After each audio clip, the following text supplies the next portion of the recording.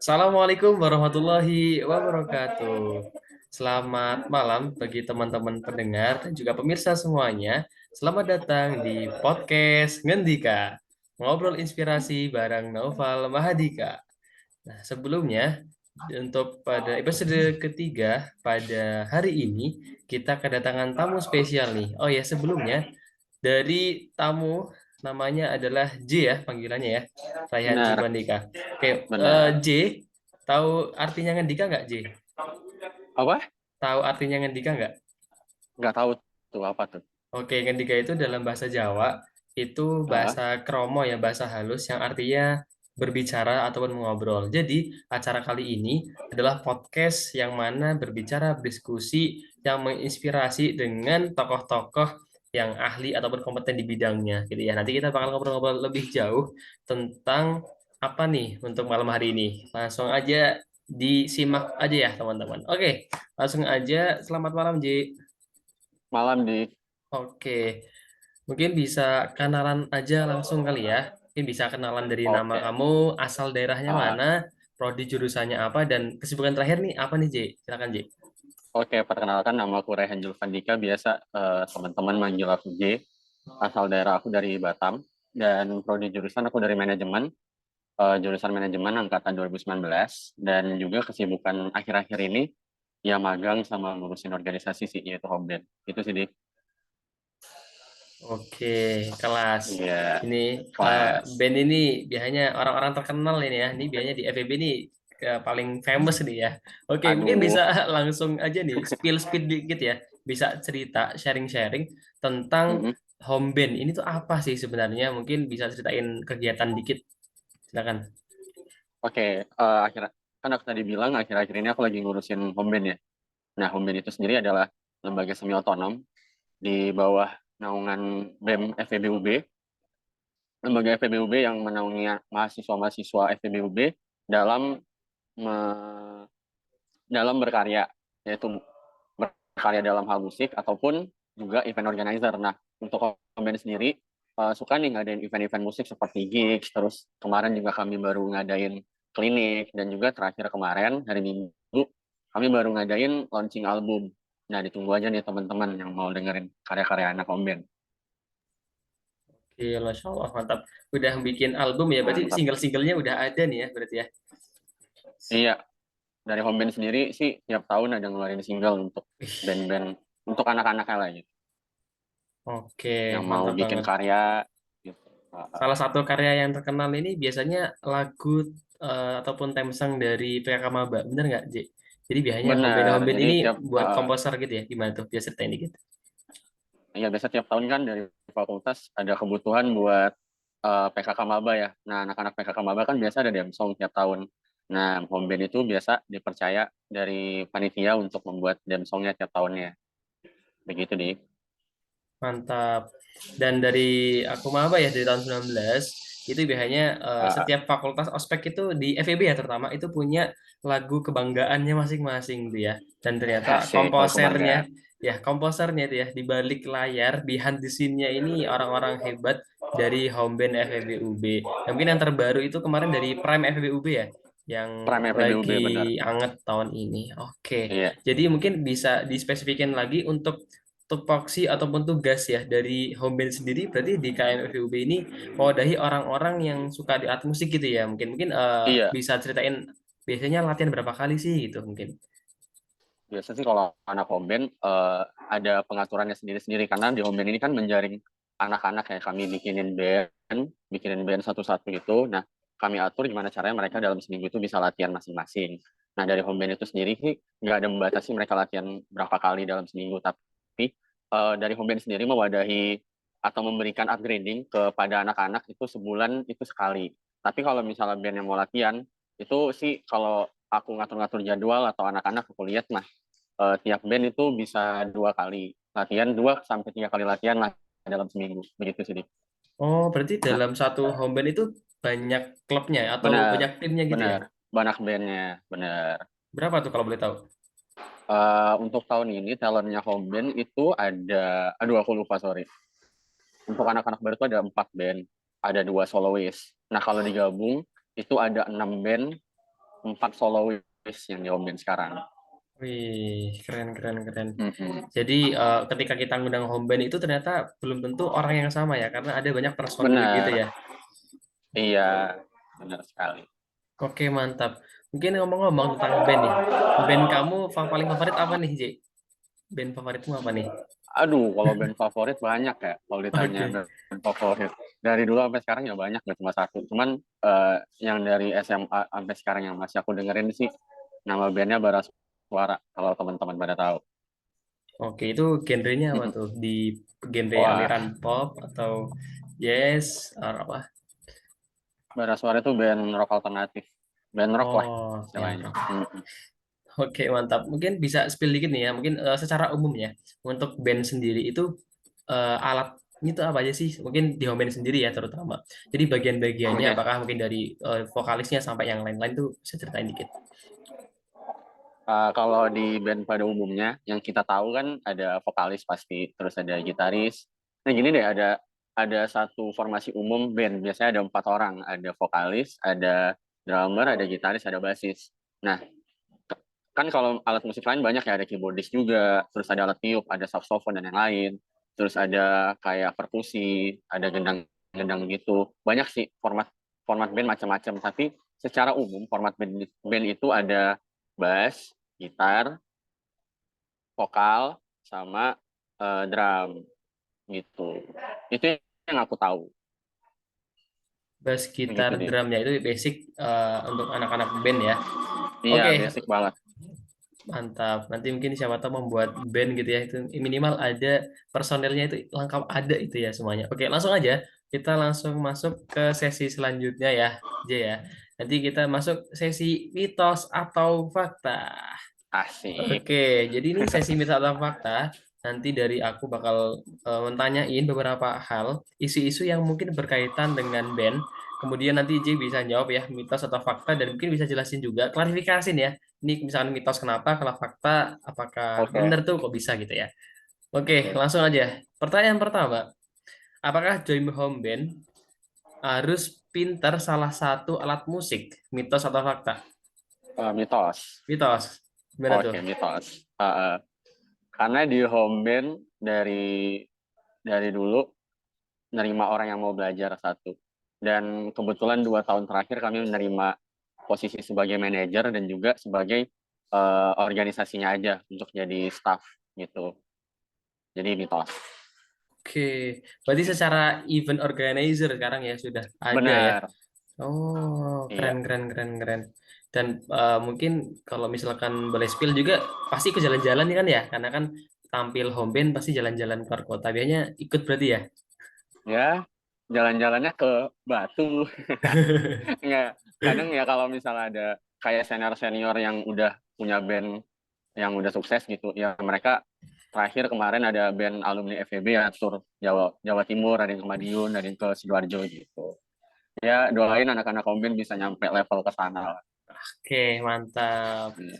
Oke, siap. Berarti mitos ya. Jadi kalau misalkan, tapi kalau modal tampang doang nggak bisa ya. Harus modal lihat juga ya. Oh nggak apa-apa jadi model di depan gitu nggak apa-apa Oh, biar bisa rame ya. acaranya. Bisa bisa. Oke. Oke, thank you J. Langsung pertanyaan kedua, mitos atau fakta? Kalau jadi vokalis itu adalah salah satu trik biar paling famous di antara yang lain. Mitos atau fakta nih? Ah, bisa jadi bisa jadi Bisa jadi. nggak bisa dipungkiri. Itu fakta sih. Walaupun former bandnya itu drummer gitaris tapi secara nggak langsung orang ngelihat sebuah band itu dari vokalisnya. Kayak contohnya nih, Dewa 19 yang bentuk Ahmad Dhani. Ahmad Dhani kan nggak nyanyi ya, yang kita tahu. Dia main keyboard, main gitar. Yang nyanyi kan Ari Lasso sama Once. Tapi yang bisa famous, yang dilihat dari sebuah band, ya mau nggak mau vokalis. Karena yang nentuin karakter sebuah band, kalau misalnya ada nyanyinya, ya vokalis. Oke, berarti yang dua fakta nih ya. Fakta. Mau nggak mau Oke. fakta ya. Jadi misalkan lihat ini ya, Peter Pan, Ariel Peter Pan gitu ya. Mungkin yang dilihat Iya. itu. Terus sekarang Noah, Ariel Noah gitu ya. Anal Noah, iya Siap. benar. Oke, langsung pertanyaan selanjutnya. Untuk vokalis band metal, apakah yang penting itu bisa teriak-teriak? Skill musiknya biasa aja nggak apa-apa. Mitos atau fakta? Oke, mitos, mitos, Oh mitos. Oke, gimana tuh? mitos. Iya, sepanjang yang aku tahu, setahu aku tuh nyanyi metal itu susah. Karena kalau misalnya nyanyi metal kan mau teriak-teriak doang, eh, kalian nyanyi satu gigs itu bisa 15 menit, 20 menit. Kalau teriak doang, besoknya bisa ya bisa sakit tenggorokannya ya nggak sih? Ada tekniknya sendiri untuk penyanyi metal. Dan lingkungan sekitar aku yang ada temen aku yang vokalis yang bisa nge-scream metal-metal gitu ya mereka belajar tekniknya supaya ya tenggorokannya nggak sakit dan cedera karena walaupun vokalis ya nyanyi doang ya tetap bisa cedera tenggorokannya kalau teriak-teriak. Oke, Mitos. mitos ya. Yang gitu ya. Ah, Oke, karena mungkin ada tuh sebagian orang yang menganggap yang penting teriak, rame gitu kan. Oke, ternyata mitos ya. Harus punya skill mitos. juga ya, Harus nada-nadanya punya segala skill. macam. Oh ya, boleh tahu tadi gigs itu apa ya? Tadi sempat Oh disebutin. iya, gigs Heeh. itu kalau misalnya anak musik nyebutnya kayak ya kalau misalnya anak nggak musik ya konser pada umumnya sih.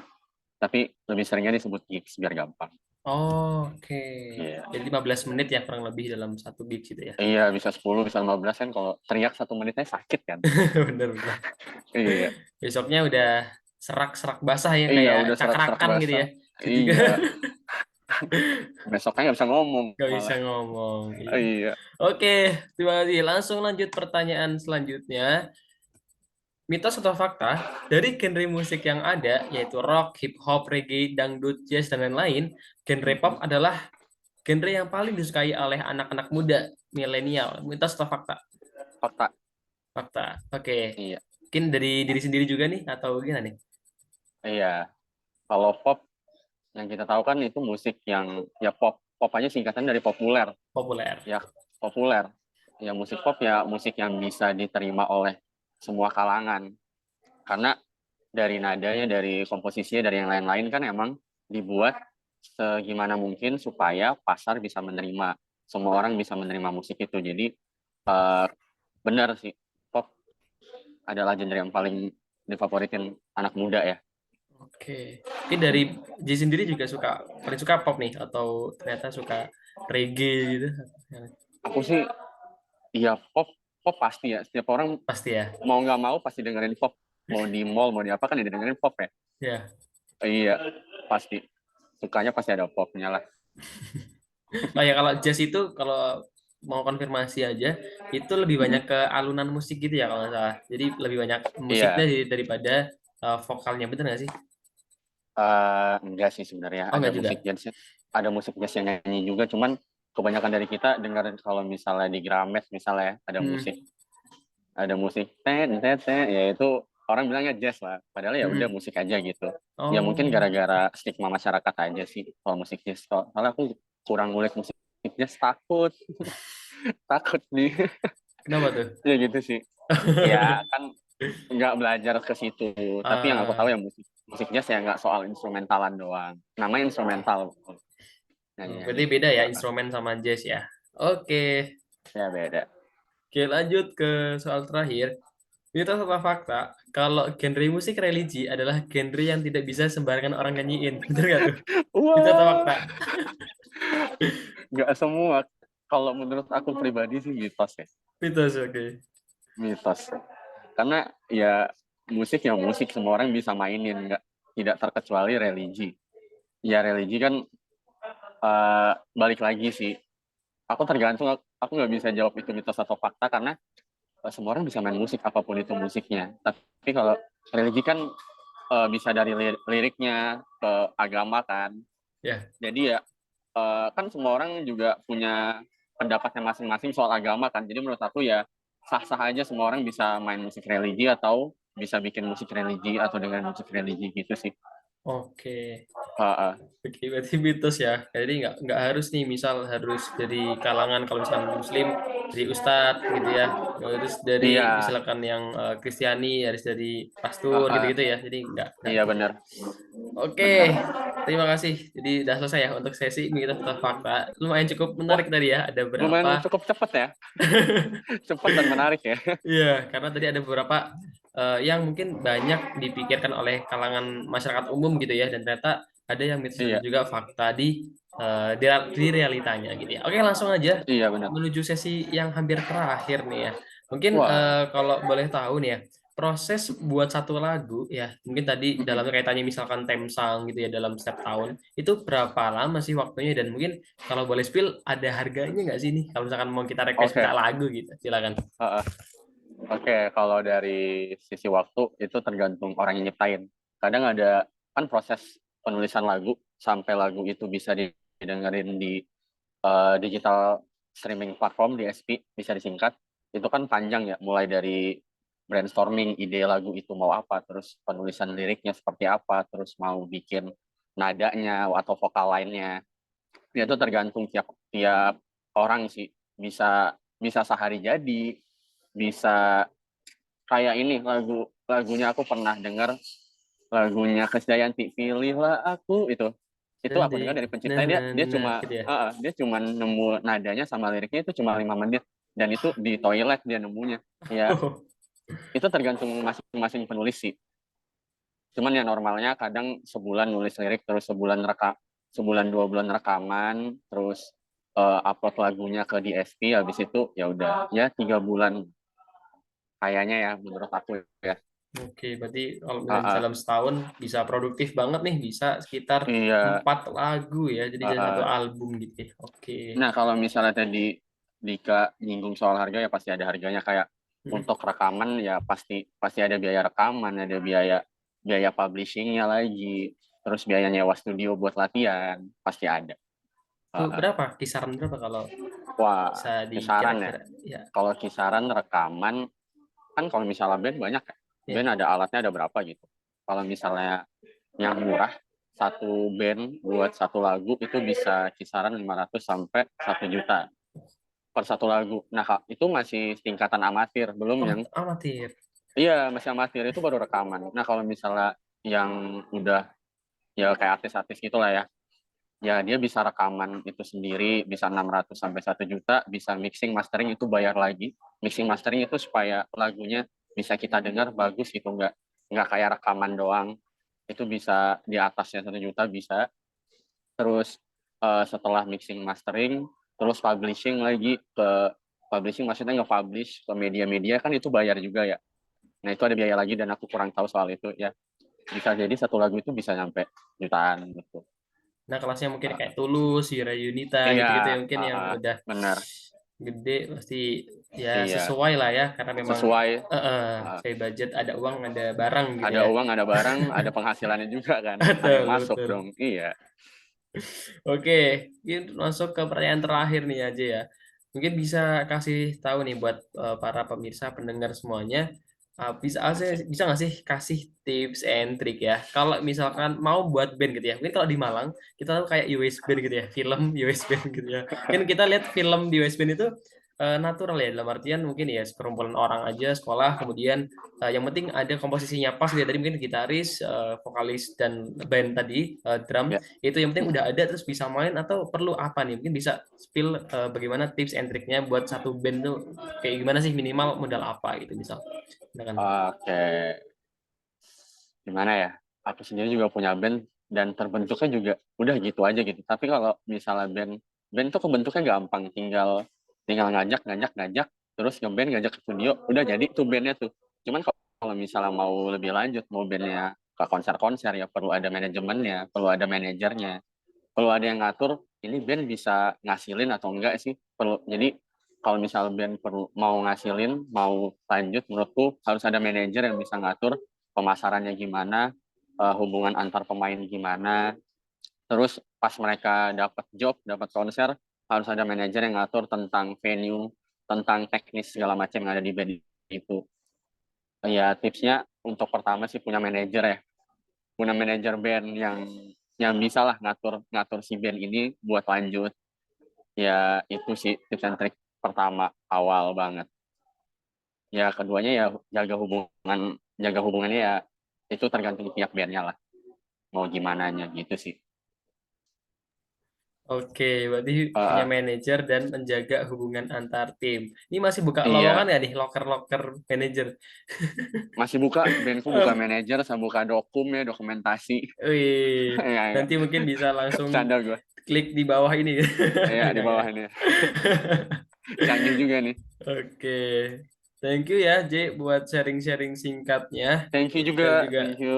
eh, semoga Iya, bisa bermanfaat ya bagi para pendengar, amin. bisa ambil hikmah dan juga pembelajarannya. Dan juga Iya, buat J, semoga juga sukses ya di semester akhirnya ya. makasih. Heeh. Amin, amin. Semoga lancar, sukses magangnya juga, semoga bisa lulus tepat Amin. waktu. Amin ya rabbal alamin. Amin. Amin, Mungkin ya itu Rabbal aja Alamin. untuk sesi kali ini, episode ketiga pada Ngendika. Semoga teman bisa ambil manfaatnya. See you guys. Mungkin bisa tulis ya, kalian mau ngobrol sama lembaga mana lagi. Bye-bye. Assalamualaikum warahmatullahi wabarakatuh.